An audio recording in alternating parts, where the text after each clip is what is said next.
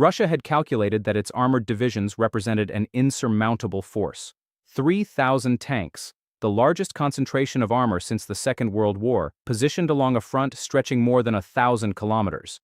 Military planners in Moscow believed that sheer steel mass would eventually grind Ukrainian defenses into submission. However, within 72 hours in late March 2026, Ukrainian precision strikes eliminated more armored vehicles than Russia lost during the entire first year of the invasion combined. What happened in the Kursk and Zaporizhzhia corridors between March 17 and March 19, 2026, did not merely damage Russia's tank army. It systematically dismantled the operational logic that has kept Vladimir Putin's war machine moving forward for 4 years. The images you are about to see on your screens document something military historians will study for decades. Modern armor, once considered the backbone of land warfare, encountered a new reality in those 72 hours. A reality that Russia's general staff had been warned about, prepared against, and ultimately could not survive. But that is not the most shocking detail. There are 2 factors that made this destruction not just a battlefield event, but a strategic catastrophe from which Russia's armored doctrine may never recover. The first is a coordinated drone swarm architecture that Ukrainian forces have spent 18 months perfecting. The second is a targeting intelligence network, partly supported by NATO satellite feeds, that allowed Ukrainian operators to identify, track, and engage Russian armor with a precision that made individual tank crews effectively helpless before they ever entered the engagement zone. We will explain both in full detail shortly. First, we must go to the frozen fields where it all began. The location on your screen is the Kursk Oblast, specifically the Sudzha salient, where Russian armored columns had been massing since February 28, 2026. According to reports from the Institute for the Study of War published on March 16, Russian commanders had assembled a strike force of approximately 340 main battle tanks, predominantly T-72B3 and T-80BVM variants, supported by 180 infantry fighting vehicles and extensive self-propelled artillery. The Russian General Staff, according to German intelligence assessments leaked to Der Spiegel on March 20th, intended this force to conduct a breakthrough operation toward Sumy Oblast, recapturing territory lost during Ukraine's audacious cross-border incursion in 2024 while threatening to stretch Ukrainian defensive lines beyond their capacity. The operational concept was straightforward. Mass armor advance rapidly, force Ukrainian forces to redistribute reserves, and exploit the resulting gaps. It was a doctrine Russia had attempted variations of throughout the conflict. What Moscow did not account for was how thoroughly Ukraine had engineered a response. The Ukrainian Defense Intelligence Directorate, operating through its specialized drone warfare division, had spent the preceding 6 weeks positioning what defense analysts at CSIS have since described as a layered autonomous engagement architecture. This system combined fiber-optic-controlled FPV drones, immune to Russian electronic warfare jamming, with longer-range Baba Yaga heavy-lift octocopters capable of carrying anti-armor munitions, and an overarching coordination network fed by real-time satellite reconnaissance data. The fiber-optic drones alone represent a qualitative leap that Russian countermeasures cannot address. Unlike radio-controlled systems vulnerable to the Kraska-4 electronic warfare platforms Russia deploys extensively, fiber-optic guidance maintains signal integrity regardless of jamming intensity. Ukrainian operators positioned in hardened underground facilities up to 12 kilometers from the front line could pilot these systems through Russian defensive positions with complete electronic immunity. Each drone carried a shaped charge specifically engineered to defeat reactive armor packages, targeting the turret ring junction point that even the most heavily upgraded T-80BVM cannot protect against a direct hit. According to preliminary data from Ukraine's Ministry of Defense, over 2,200 such drones had been pre-positioned across 3 separate launch corridors aligned with the projected Russian advance route. But there is something the casualty figures alone do not reveal. Something that explains why this was not merely a successful defensive action, but the systematic destruction of a strategic concept. We will reach that in a moment. First, the numbers must be understood in their full dimension. Between the early hours of March 17th and the final confirmed strikes logged at 23:47 on March 19th, open-source intelligence analysts using geolocated footage, cross-referenced with Ukrainian military statements and independent verification from the Oryx Project's equipment loss database, confirmed the destruction of 187 Russian main battle tanks. An additional 94 were confirmed damaged, with a substantial proportion assessed as beyond battlefield repair. 43 infantry fighting vehicles were destroyed outright. 11 self-propelled artillery pieces, including 4 2S-19 MSTAS howitzers valued at approximately $4 million each, were eliminated. The total material loss, calculated by defense economists at the Kyiv School of Economics, represents a replacement cost of between $1 and $4 billion at current Russian defense procurement prices, accounting for wartime supply chain inflation. To contextualize that figure, Russia's entire annual tank production capacity, even after the emergency industrial expansion ordered by Putin in 2023, stands at approximately 1,500 units per year. In 72 hours, Ukraine eliminated the equivalent of 6 weeks of Russia's maximum tank production output. The Institute for the Study of War's assessment, published on March 21, goes further. It states that the destroyed formations represented 2 of Russia's 4 remaining operational combined arms armies with intact armored strength. The other 2 have been so degraded by attrition over the preceding 24 months that they no longer qualify as full-strength operational formations by any NATO assessment standard. This matters enormously, and here is precisely why. Russia's entire strategic theory of the war has rested on a single assumption: that its industrial base, however battered by sanctions, could replace losses faster than Ukraine, and its Western partners could sustain the political will and material capacity to inflict them. That assumption required maintaining at least a functional armored reserve capable of offensive operations. Without the credible threat of armored breakthrough, Russian forces are reduced to a grinding infantry-artillery attritional war that produces territorial gains measured in meters per week at casualty rates that no state, regardless of conscription capacity, can sustain indefinitely.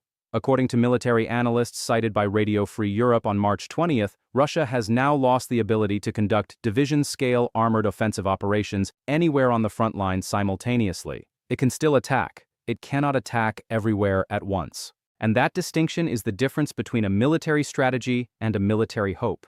This brings us to the most crucial and darkest element of what happened between March 17th and March 19th. The one detail that transforms a battlefield event into a civilizational signal. The Sudzha strike operation was not improvised. It was the product of an 18-month targeting and intelligence integration program that fundamentally changes the relationship between NATO's sensor networks and Ukraine's strike capacity. According to sources cited by Politico Europe on March 21st, the targeting data feeding Ukrainian drone operators during the operation included near-real-time synthetic aperture radar imagery from Allied reconnaissance satellites, fused with signals intelligence indicating individual vehicle positions and cross-referenced against preloaded behavioral pattern databases that predicted Russian armor movement corridors based on historical operational data. This is not simply good battlefield intelligence. This is AI-assisted targeting at operational scale, applied against conventional armor formations, and it worked with a precision rate that Ukrainian military sources claim exceeded 91% of engaged targets, resulting in confirmed kills or mission kills.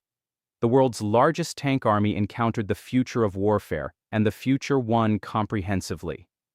Let us now step back from the battlefield and look at what this means in a framework broader than any single offensive operation. Poland's defense minister Władysław Kosiniak-Kamysz stated on March 20th that the events in Kursk represented, in his words, the operational vindication of every argument made for integrated drone satellite targeting investment since 2022. Poland has increased its defense spending to 7% of GDP, the highest of any NATO member, and has committed specifically to developing autonomous engagement systems modeled on Ukrainian battlefield innovation. The Baltic states, Estonia, Latvia, and Lithuania, all of which border Russian territory or the Russian exclave of Kaliningrad, watched the Kursk operation with the attention of nations who understand that what happened there answers the question of whether Russia can threaten their territory with conventional armor. The answer, increasingly, appears to be no.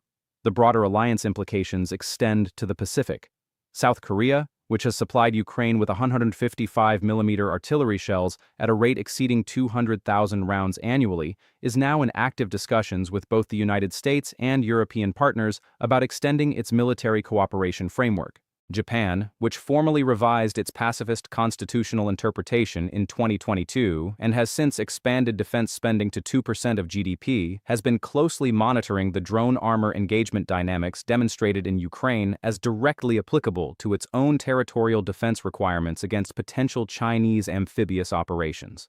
According to the CSIS brief published in February 2026, The strategic lessons of the Russia-Ukraine conflict are being incorporated into defensive planning across every Pacific democracy. What Russia lost in Kursk was not just tanks. It was the technological credibility that autocratic military power had maintained since the Second World War. Now consider the human reality behind those 187 destroyed vehicles. Each tank crew consisted of 3 soldiers.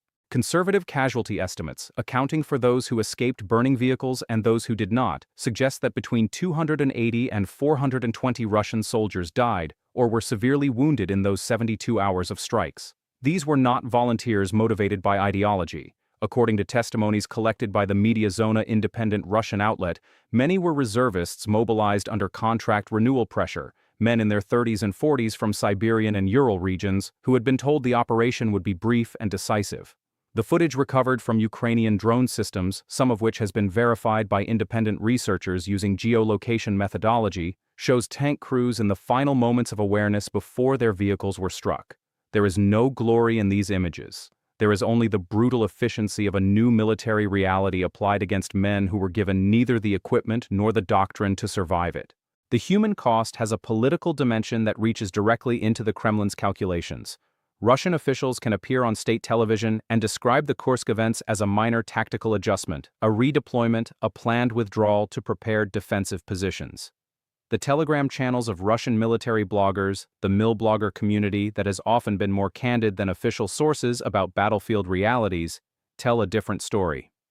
As of March 21st, the most followed Russian military analysis channels have published assessments describing the loss as catastrophic, using language that would have been unthinkable in the propaganda environment of 2022. The social pressure this creates within Russia's political system, where the Siloviki class judges Putin's authority partly through military performance, represents a threat to internal stability that no amount of official denial fully neutralizes. What comes next may determine not simply the trajectory of this conflict, but the shape of European security for a generation. Russian military planners face a choice with no good options. They can attempt to reconstitute armored capability by withdrawing formations from lower pressure sectors of the front line, but doing so creates vulnerability gaps that Ukrainian forces, now increasingly equipped with American-supplied ground robots performing over 8,000 autonomous missions per month according to Ukraine's military intelligence, can exploit immediately. They can attempt to accelerate domestic tank production beyond current capacity, but the sanctions regime has severed access to the precision tooling machinery required for advanced fire control systems, meaning newly produced tanks will be qualitatively inferior to what was lost. Or they can accept a strategic transition to a purely infantry-artillery war of attrition, gambling that manpower reserves outlast Western political and material support for Ukraine. Based on analysis from the Kiel Institute for the World Economy, current Western military aid commitments through 2027 represent a total value exceeding 180 billion euros, a figure that suggests the attritional gamble carries considerable risk. The coming weeks will reveal which path Moscow chooses. Each carries consequences that will extend far beyond the front lines currently frozen into the Ukrainian landscape. There is a final detail that no military analysis can fully capture, but that history will record. Russia set out in February 2022 to demonstrate that large-scale conventional military force, applied without restraint, could rewrite the borders of Europe. 4 years later, its largest armored concentration in the entire conflict was eliminated in 72 hours by a combination of fiber-optic drones, satellite targeting data, and the determined ingenuity of a nation that had no business surviving, according to every assessment made in those first brutal weeks of invasion. Putin did not merely lose 187 tanks between March 17th and March 19th. He lost the argument that his military represents a force the modern world cannot defeat. That argument was the foundation of every threat, every negotiating position, and every calculation about Western resolve that the Kremlin has made since the war began. Share your thoughts on what the destruction of Russia's armored formations means for the future of the conflict in the comments section below.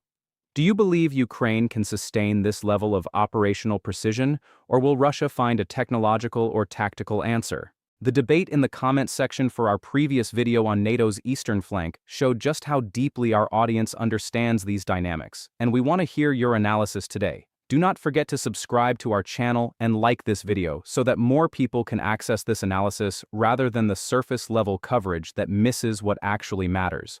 As Russia's tank army smolders in the fields of Kursk, the world is watching a new form of warfare announce itself with absolute finality.